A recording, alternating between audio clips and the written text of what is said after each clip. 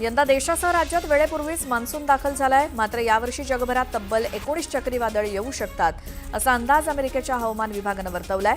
September महिन्यात समुद्राच्या पृष्ठभागाचं तापमान हे जास्त असल्यामुळे या महिन्यात सर्वाधिक चक्रीवादळं येण्याची शक्यता आहे. बदललेल्या वातावरणामुळे राज्यातील कमाल तापमानात वाढ होईल असा अंदाज आहे. तर जुलै महिन्यात महाराष्ट्रात पावसाचा हाहाकार माजणार आहे असा अंदाज हवामान विभागानं वर्तवलाय. तर महाराष्ट्रात सरासरीच्या 106% पाऊस पडण्याची शक्यता आहे. यंदाच्या मे महिन्यात देशभरात मुसळधार पाऊस पडला. या पावसानं नवा उच्चांक गाठलाय. मे महिन्यात विक्रमी 159.4 मिलीमीटर पावसाची नोंद झाली, जी या महिन्याच्या सरासरीपेक्षा तब्बल 11 पट जास्त आहे. राज्यात यंदा मे महिन्यात पावसानं नवा विक्रम प्रस्थापित केला. यंदाचा मे महिना मुसळधार पावसामुळे सर्वांच्याच लक्षात राहणारा असेल. सरासरीच्या तुलनेत तब्बल 1000%हून अधिक पावसाची नोंद झाली. अंगाची लाहीलाही करणाऱ्या मे महिन्यातील तीव्र उन्हाळ्यात यंदा प्रथमच सोलापूर जिल्ह्यात 17 दिवसात 233 मिलीमीटर पावसाची नोंद झाली. मे महिन्यात कोसळलेल्या पावसामुळे सोलापूरकरांना उन्हापासून सुटका मिळाली आहे. मुसळधार पावसामुळे टोमॅटोचं पीक काळं पडलंय. तिरंगा रोगाचा प्रादुर्भाव झाल्यामुळे भांडवली खर्चाच्या तुलनेत टोमॅटोला बाजारभाव मिळत नसल्यामुळे टोमॅटो उत्पादकांचं आर्थिक गणित कोलमडलंय. त्यामुळे शेतकऱ्यांना तब्बल 50 कोटींचा आर्थिक फटका बसला. राज्यात आता सर्वात जास्त कोरोना सक्रिय रुग्ण हे पुण्यात असल्याची माहिती मिळाली आहे. राज्यात गेल्या 24 तासात 65 रुग्णांना कोरोनाची लागण झाली असून 65 रुग्णांपैकी सर्वाधिक 25 रुग्ण हे पुण्यातील असल्याची माहिती समोर आली आहे. राज्यात कोरोनासह श्वसनविकारजन्य आजारांची रुग्णसंख्या वाढू लागल्यामुळे आरोग्य विभाग सतर्क झालाय. सार्वजनिक आरोग्य आणि खासगी आरोग्य संस्थांनी तपासणी, विलगीकरण आणि उपचार व्यवस्था सज्ज ठेवावी असे आदेश सार्वजनिक आरोग्य विभागाच्या आरोग्य सचिवांनी राज्यातल्या सर्व महानगरपालिकांच्या आयुक्तांना सोमवारी दिलेत. देशात पुन्हा एकदा कोरोनाचा प्रादुर्भाव झपाट्यानं वाढतोय. गेल्या 10 दिवसात कोरोना रुग्णसंख्या 257 वरनं 3700 वर गेली. जर ही आकडेवारी अशीच राहिली तर लवकरच प्रशासनाला पुन्हा कडक निर्बंध लागू शकतात. त्यामुळे देशामध्ये पुन्हा लॉकडाऊन लागणार का अशी चर्चा सुरू झाली आहे. तारखेनुसार येणाऱ्या शिवराज्याभिषेक सोहळ्यानिमित्तानं 6 जून रोजी सिंहगड शिवभक्तांसाठी सुरू ठेवण्यात येणार आहे अशी माहिती प्रांताधिकारी डॉक्टर यशवंत माने यांनी दिली. मोगऱ्याच्या फुलांच्या दरात सध्या घट झाल्यामुळे पालघरमधील शेतकरी संकटात सापडलेत. शेकडो किलो मोगरा थेट खाडीमध्ये फेकून त्यांनी आपला संताप व्यक्त केला. लग्नसराईच्या काळामध्ये 800 ते 1000 रुपये किलोला मोगरा विकला जातो, पण आता मोगऱ्याला 50 रुपये किलो इतका कमी दर मिळतोय. जलजीवन मिशन अंतर्गत जळगाव जिल्ह्यात आतापर्यंत मंजूर झालेल्या 1371 प्रकल्पांपैकी 434 प्रकल्पांचं काम पूर्ण झालंय. हे प्रकल्प पूर्ण क्षमतेनं कार्यान्वित झालेत. या प्रकल्पामुळे जिल्ह्यातील अनेक गावांना आणि वाड्या वस्त्यांना स्वच्छ आणि शुद्ध पिण्याच्या पाण्याचा नियमित पुरवठा सुरू झालाय. जळगावच्या निमित्त तापी नदीत पोहायला गेलेल्या 2 शाळकरी मुलांचा पाण्यात बुडून मृत्यू झाल्याची घटना घडली आहे. रात्री उशिरापर्यंत घरी न आल्यामुळे पालकांनी शोध घेतला असता त्यांना दोघांचे कपडे नदी काठावरती मिळून आले. एकाचा मृतदेह सापडला असून दुसऱ्याचा शोध सुरू आहे. दोन्ही कुटुंबातील वारस गेल्यामुळे संपूर्ण गावानं हळहळ व्यक्त केली. अकोल्याच्या बाळापूर तालुक्यातील हातरुण गावातून वाहणाऱ्या मोरणा नदीत बुडून एका मुलाचा मृत्यू झाल्याची घटना घडली. या घटनेमुळे गावात शोककळा पसरली आहे. ठाण्यामध्ये 2 तरुणांमध्ये झालेल्या वादाचं थेट हाणामारीत रूपांतरण झालंय. हाणामारीत यावेळी 20 वर्षीय तरुणाची चाकू भुसकून हत्या करण्यात आली. तनिष नावाच्या 31 वर्षीय तरुणानं हत्या केल्याची प्राथमिक माहिती मिळते. हल्लेखोर तरुण फरार झाला असून पोलिसांकडून शोध सुरू आहे. ज्येष्ठ अभिनेते पद्मश्री अशोक सराफांच्या सन्मानार्थ शिवसेनेच्या वतीनं सत्कार सोहळा आयोजित करण्यात आला. उपमुख्यमंत्री एकनाथ शिंदेंच्या हस्ते हा सत्कार करण्यात आला. ठाणे पालिकेच्या क्षेत्रात उद्या 12 तासांसाठी पाणीपुरवठा बंद असणार आहे. पावसाळ्यापूर्वीच्या आवश्यक देखभालीच्या कामामुळे हा निर्णय घेण्यात आलाय. दरम्यान नागरिकांनी पाणी जपून वापरावं असं आवाहन करण्यात आलंय. मागील 6 महिन्यांपासून ठाणे पोलीस आयुक्तालयाअंतर्गत टोईंग व्हॅन सुविधा ही बंद करण्यात आली होती.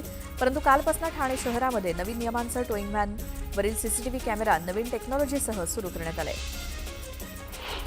2025-26 या शैक्षणिक वर्षापासून नवीन राष्ट्रीय शैक्षणिक धोरणाची अंमलबजावणी सुरू होणार आहे.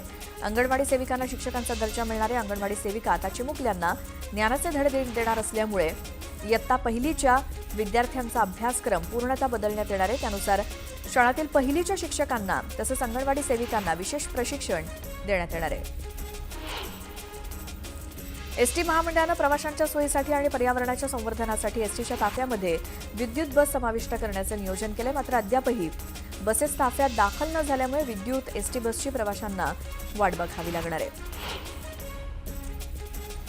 राज्य सरकारी कर्मचाऱ्यांना देण्यात येणाऱ्या वैद्यकीय बिल परिपूर्ती योजनेत बदल होण्याची शक्यता आहे. या कर्मचाऱ्यांना 5 लाखांपर्यंतचे कॅशलेस उपचार हे महात्मा फुले जन आरोग्य योजनेतनं देण्यावरती सरकार स्तरावरती गंभीरपणे विचार सुरू आहे.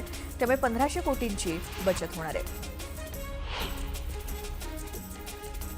देशातील बँकांच्या ठेवीतील वाढ मार्च अखेर संपलेल्या आर्थिक वर्षामध्ये मंदावून 10.6% आली आहे. त्या आधीच्या आर्थिक वर्षात ही वाढ 13% होती. पुण्याचा वाढता विस्तार लक्षात घेता वनाज ते चांदणी चौक आणि रामवाडी ते वाघोली या विस्तारित टप्प्यांना केंद्रीय मंत्रिमंडळाने परवानगी द्यावी यासाठी नुकतीच दिल्लीमध्ये चर्चा पार पडली. यावेळी हा प्रस्ताव लवकरात लवकर केंद्रीय मंत्रिमंडळासमोर देण्यात यावा अशी मागणी मुरलीधर मोहोळ यांनी केली. पुणे विमानतळाच्या इतिहासात पहिल्यांदाच विमानांसाठी 235 स्लॉट उपलब्ध आहेत. या ठिकाणी नागरी विमानांसाठी स्लॉट वाढवणं हे खूप आव्हानात्मक होतं. गेल्या काही महिन्यांपासून राज्यमंत्री मुरलीधर मोहोळ हे स्लॉट वाढवण्यासाठी प्रयत्नशील होते.